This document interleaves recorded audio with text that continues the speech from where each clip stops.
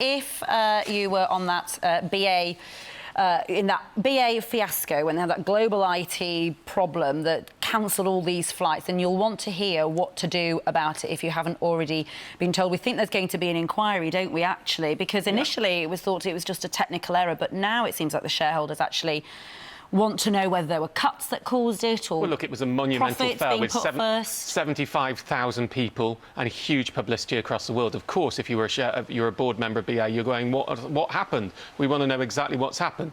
But I'm far more interested in what people's rights are. Now, this doesn't just apply to BA customers over the weekend. This applies to anyone who has a flight delay and cancellation, anyone who's had one going back 6 years as well, if you haven't dealt with it yet. And in case you're going away this summer, you need to know your rights.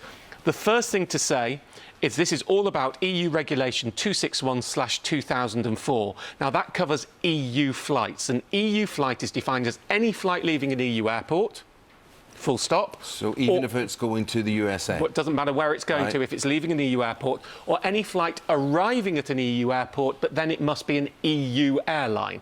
OK. OK, so that's the difference. Now, that means pretty much every BA flight, unless you're not within Europe, counts for this one. Now, the first thing to say is if your flight is cancelled, you are entitled to a refund or an alternative flight automatically, no matter what the reason for the cancellation is. That is a strict entitlement. We'll now move on to compensation.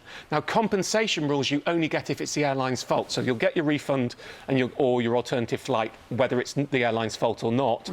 But compensation rights, it must be the airline's fault. So bad weather isn't, a strike isn't, but an IT fail is the airline's fault.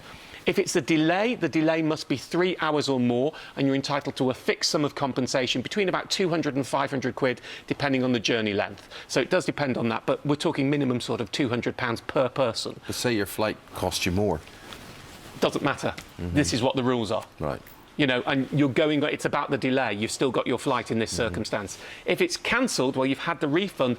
But then, if the alternative flight they offer you is delayed, even if you chose not to take the alternative flight, you took a refund, then you're entitled to a fixed amount of compensation. The actual amounts there are incredibly complicated. It depends on a variety of factors. This is like a betting accumulator here. Well, no, it's just delay is just simple, more than 3 hours late. Cancellation, it's about the flight they offered you being late.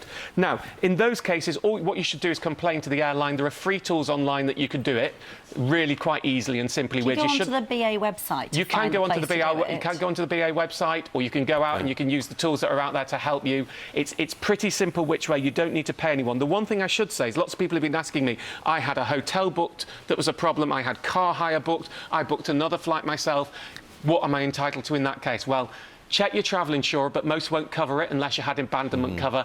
And then some people have talked about suing for consequential loss. Well, I've spoken to lawyers who say that would be very difficult if you're going for the EU compensation. I know you've got all